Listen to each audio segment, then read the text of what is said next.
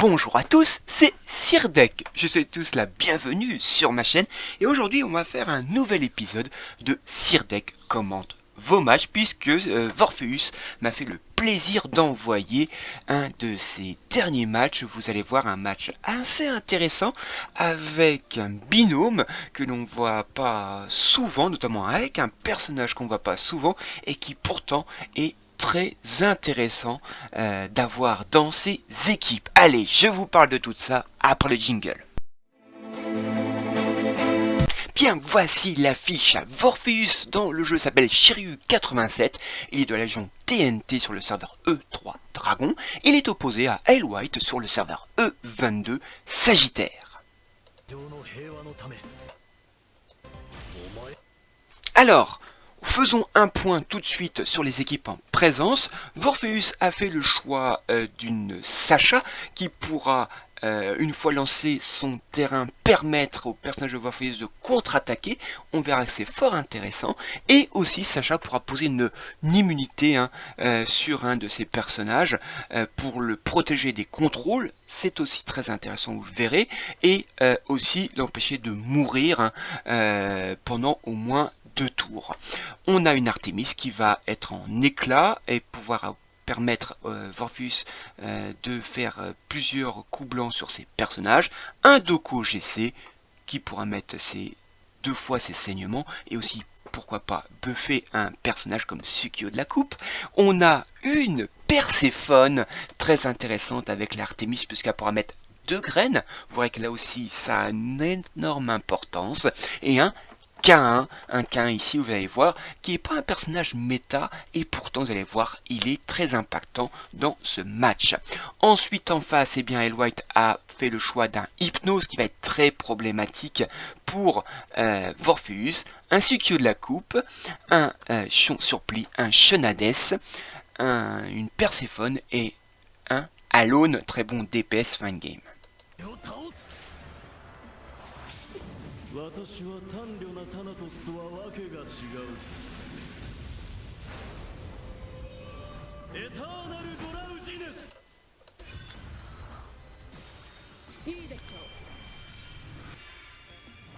Alors ça va très vite, mais là donc on s'y attendait, évidemment, le Hypnose de White pose sa marque de cauchemar sur le Sukio de la coupe. En attendant, eh bien, Vorpheus a lancé le terrain, évidemment, de la Sacha, ce qui va permettre au personnage de Vorpheus de contre-attaquer, ce qui est fort intéressant, vous verrez. Donc là, attaque de Sukio sur le K1, qui contre-attaque, et vous voyez, ça va mettre dans une autre dimension, la prochain tour, le Sukio de la coupe de White. La contre-attaque, mais hop, évidemment, il est en cauchemar, donc il ne peut pas enchaîner toutes ses attaques. Le Sukio de la coupe de Vorpheus. Le Perséphone met ses graines sur le Chion Surplis, le Alone, et en contre-attaque, mais aussi sur la Perséphone. Là, le double tour, ça va très très vite, excusez-moi. Le double tour de K1 permet de mettre le Alone dans une autre dimension, donc de passer son tour, la prochaine manche. Donc là, les Perséphones vont aspirer chacun de côté les PV des personnages adverses. Alors là, très intéressant, Vorpheus met une immunité sur le Sukio de la coupe. Et vous allez voir, c'est très riche d'enseignements. Donc là, vous avez vu le premier coup du Sukio de la coupe a été absorbé par la dimension du K1, mais comme Sukio fait plusieurs coups à répétition, le premier coup n'est pas fait, mais les coups à répétition se font. Et là, il contre-attaque, donc de nouveau le premier coup de Sukio de la coupe est absorbé par la dimension de K1, mais les coups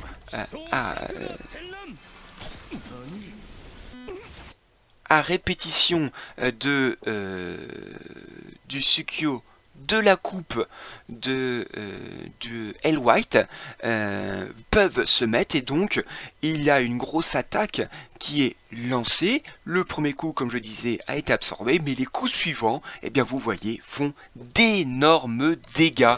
Et oui, Morpheus a perdu son Artemis, sa Sacha est en très mauvais état.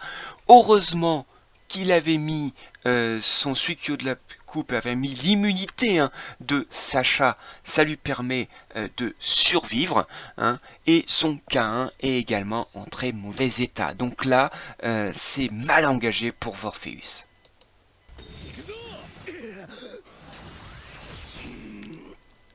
La contre-attaque.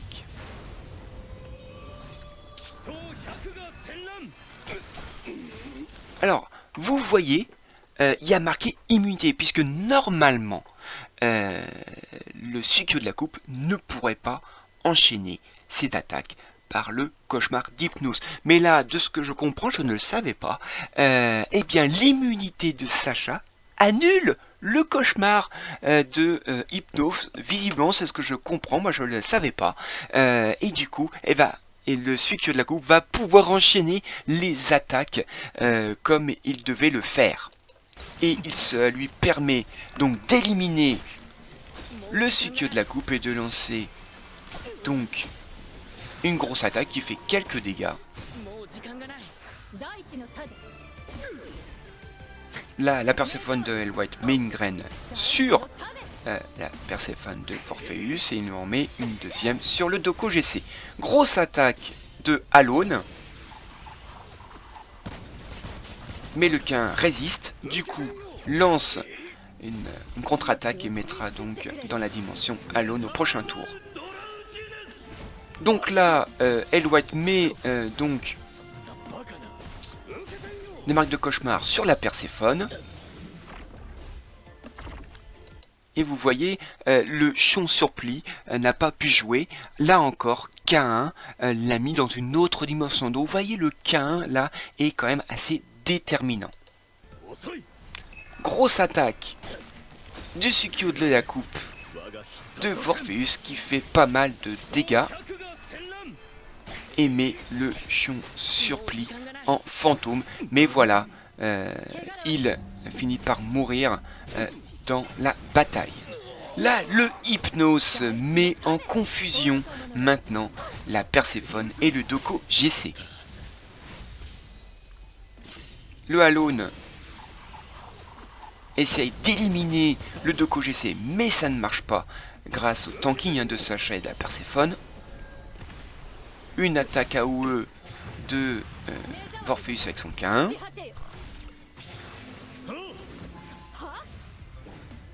Là, il remet un terrain de la Sacha Morpheus. Voilà. Une grosse attaque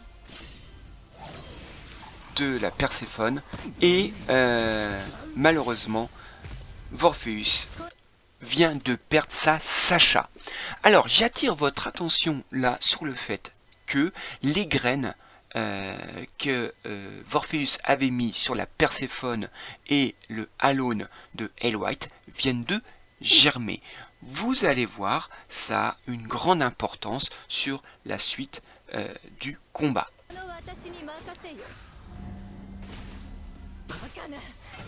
Là, Hell White lance la grosse attaque, mais la graine ne germe pas sous la Perséphone de Morpheus.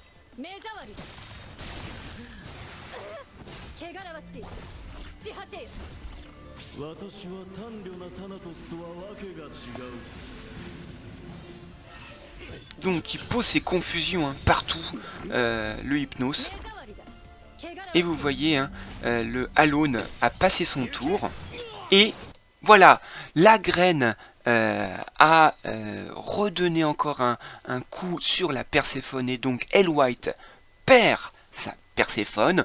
Malheureusement, en même temps, Morpheus perd également son K1. Donc c'est toujours très compliqué pour Morpheus, qui n'a plus que deux personnages.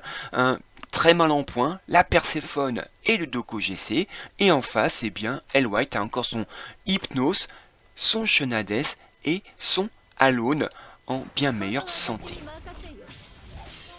Là, le Alone échange et vous voyez, la graine a de nouveau fait disparaître un personnage. Là, c'est le Alone. Et oui, c'est le renvoi de dégâts, on va dire, de la graine qui frappe à chaque fois sur les personnages qui ont une graine germée sur sous leurs pieds. Et donc là, après la Perséphone, c'est le Alone qui disparaît par la graine germée de Perséphone. Là, nous sommes à 2 contre 2, mais pas pour très très longtemps, malheureusement, puisque là, Morpheus fait germer les graines sous Hypnos et Chenades. Il perd son Doko, et vous voyez là, quand même, c'est très très mal engagé pour Morpheus. Il n'a plus que sa Perséphone avec très peu de points, alors que le Hypnos et le Chenades sont encore là pour White. Mais regardez, et oui, le Hypnos de White vient de disparaître. Pourquoi? C'est la graine germée de Perséphone qui a tout simplement fait disparaître le Hypnos de White. Maintenant, c'est à 1 contre 1 entre le Chenades de White et la Perséphone de Morpheus. Mais on va voir que là encore, la graine germée fait des dégâts. Regardez, 51 000 de dégâts sur le Chenades. Il est maintenant à midlife. Et donc, il ne reste plus qu'à Morpheus d'achever par la grosse attaque. Et voilà comment Morpheus remporte ce combat qui était quand même très mal engagé, avec un adversaire, vous voyez, beaucoup plus fort que lui. Il est en Immortal 3, White, Morpheus est en Diamant 2. Mais là, on a eu un duo extrêmement intéressant, Perséphone et Caïn, ici. Caïn a contrôler à plusieurs reprises des personnages adverses de White en faisant passer leur tour, et c'est la Perséphone qui a grignoté petit à petit les PV des personnages adverses de White avec les graines germées de Perséphone. Voilà, donc ce match a été fort intéressant, notamment par l'impact de Caïn. Je vous rappelle que vous pouvez revoir ce match sur mon Discord, que je fais apparaître immédiatement grâce à la magie du montage vidéo. Donc vous pourrez notamment revoir tous les anciens numéros de cette série Sirdek commande vos matchs.